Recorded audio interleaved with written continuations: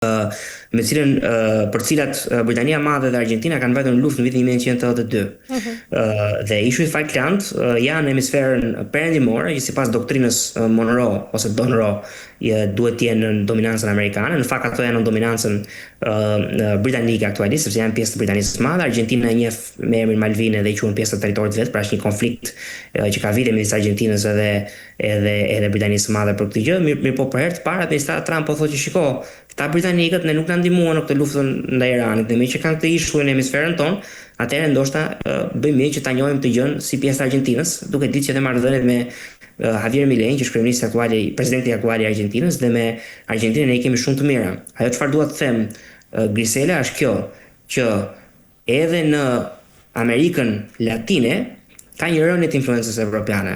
Dhe ky rasti për ishujt Falkland, nga ky maili që ka dalë nga Pentagoni, të tregon që ka një përçarje të aleancës euroatlantike. Për shkak të arsyeve që mund të diskutojmë, janë të dyja palët që kanë fajtë të tyre, patjetër, edhe Amerika dhe Vendet e Bashkimit Evropian, por edhe gjëja fundit dua të them, shiko pak ndasin në qëndrime që ka NATO me Vendet e Bashkimit Evropian. Mark Rutte erdhi në Washington DC, mbajti një fjalim ke Instituti Ronald Reagan, takoi presidentin Trump e tjerë dhe sigurisht e mori me lavde. Pra Amerika është zemra e NATO-s e tjera apo gjëra të tilla, dhe Amerika nuk duhet të largohet nga NATO dhe ka bërë shumë mirë. Nga ana tjetër, para pak kohësh, presidenti Macron i Francës doli dhe tha që Evropa nuk ka përballë vetëm Kinën dhe Rusinë, tha, por ka përballë dhe Amerikën, duke sinjalizuar nisjen e një rendi të ri multipolar ku kemi 4 pole, pra SBA, Rusi, Kinë dhe Bashkimi Evropian, nëse ne i quajmë gjithmonë Bashkimin Evropian një pol, dhe duke praktikisht pranuar një divorc midis Shtetet e Bashkuara të Amerikës dhe Bashkimit Evropian. Qartë. Roel, por në fakt se i përket edhe negociatave pra midis të dyja vendeve, mendon se nëse kemi një dështim të negociatave, Shtetet e Bashkuara të Amerikës kanë një tjetër plan B dhe nga ana tjetër të gjithë rolin e Pakistanit, si e ke parë?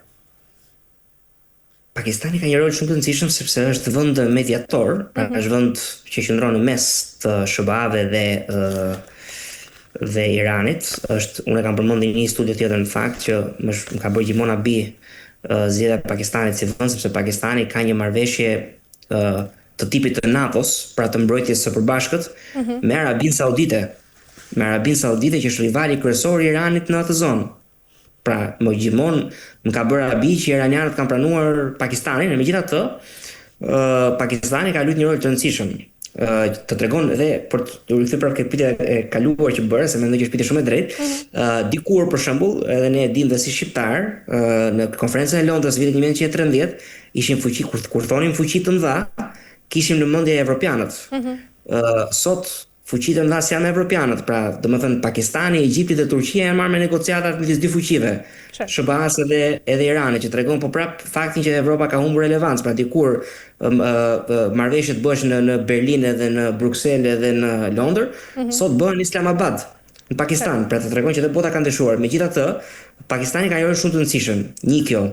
Tjetra gjë pastaj në raport me kur mbyllet lufta. Plani bësh i tillë, edhe mbajmë mend këtë gjë dhe diskutojmë prap mbas zgjedhjeve të mesmandatit. Në rast se lufta nuk mbyllet para zgjedhjeve të mesmandatit, mbas zgjedhjeve të mesmandatit, cili do qoftë rezultati, me shumë gjasa fitojnë demokratët, por cili do qoftë rezultati, presidenti Trump nuk ka më asnjë lloj incentive që të mos i çojë trupat në Iran, sepse mbyll mandatin në 2028 dhe në 20 janar të vitit 2029 ka një president të ri Amerika, dhe çon trupa në Iran, çon boots on the ground për të rrëzuar regjimin dhe për ta fituar luftën, sepse është kuptuar tani më që me bombardime lufta nuk fitohet, me negociata lufta nuk po fitohet, me blokad, unë kam një mikun tim ekspert që s'ka përmendur emrin se s'ka kanë përmendur, nuk s'ka kanë marrë lejen. Ai më ka thënë që për 13 ditë blokad Irani kapitullon, nuk e besoj këtë gjë. Ajo çfarë ngjelet është boots on the ground, çizme në terren.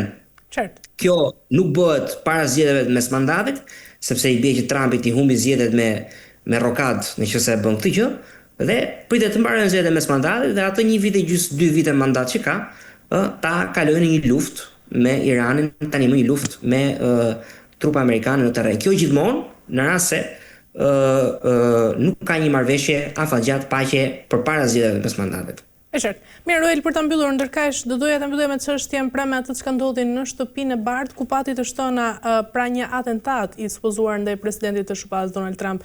Çfarë ka ndodhur realisht, Roel? Ajo që ka ndodhur realisht është ajo çfarë është raportuar media, sepse gjithmonë kur pyesim çfarë ka ndodhur realisht, gjithmonë kemi në mendje ndonjë teori konspirative nga ata që kanë bindjen se globalistët na montojnë kështu qipa në formë hardhuce dhe këto qipat kanë karta memorie dhe karta memorjes ja çon globalistëve çka kemi ne në mendje. Ajo çfarë ka ndodhur është ajo që ne kemi parë nga mediat që një njeri i ekstremizuar me ideologjinë e të majtës ekstreme në një vend ku ka akses shumë kollaj ke armët, që unë edhe kur kam qenë në Amerikë mbaj mend vetë që edhe në Walmart, që ishte supermarket, shiteshin armë. Do të ka akses shumë kollaj ke armët, në një vend ku ti ke një ekstremitet të madh politik, ke edhe armë që janë sheshit, sigurisht që dikush do marrë edhe do kërkoj të godasë figura të tilla, si presidenti Trump. Sigurisht që nuk është një ngjarje që ne nuk e kemi parë më parë, sepse në 14 korrik të vitit 2024, gjatë fushatës elektorale të presidencialeve të atij viti, për punë në milimetrash, presidenti Trump i shpëtoi një atentate me plumb në kokë, që mund të ishte marrë dhe jetën nga një atentator me emrin Thomas Crooks, edhe ai i radikalizuar. Po ashtu ka pasur atentat tjetër në Mar-a-Lago etj. Dhe të mos harrojmë dhe faktin që asasinimet e presidentëve janë një gjë që nuk ndodhin për herë të parë në Amerikë. Domethënë janë vrarë 4 presidentë. James Garfield, William McKinley, Abraham Lincoln dhe John Kennedy. 4 presidentë të vrarë në Amerikë. Dhe 3 presidentë ndaj cilëve janë bërë atentate. Theodore Roosevelt, atentat jo me sukses, Ronald Reagan, atentat jo me sukses, dhe Donald Trump, 2 atentate, po prap jo me sukses. Pra, ka një klim polarizimi në SBA, ka akses të kollajt ke armët, ka një histori që mund të frymëzojë atentatorët të arshëm sepse janë vrarë presidentë më përpara, po ti bashkosh këto 3 elemente së bashku, futet edhe faktin që ka qenë një datë e rëndësishme, pra ka qenë White House Correspondents' Dinner, darka e shtëpisë Bardh me korrespondentët që bëhet çdo vit dhe Trumpi po merrte pjesë për herë të parë në fakt si president, sepse ka refuzuar të marrë pjesë në mandatin e tij të parë ose gjatë vitit të parë në mandatin e tij të dytë. Po ti marrësh këto 4 faktorë së bashku, sigurisht që është thjesht e shpjegueshme që dikush kërkon fatkeqësisht të bëhet që bëri. E qartë. Mirë, Roel, kemi arritur në fund. Falenderoj për çdo informacion. Ishte kënaqësi. Kënaqësi për mua, faleminderit. Mirë, shikues nderuar, kemi arritur në fund të kësaj pjese të parë. Kthehemi pas pak në pjesën e dytë për të ndalur te Kosova dhe Serbia.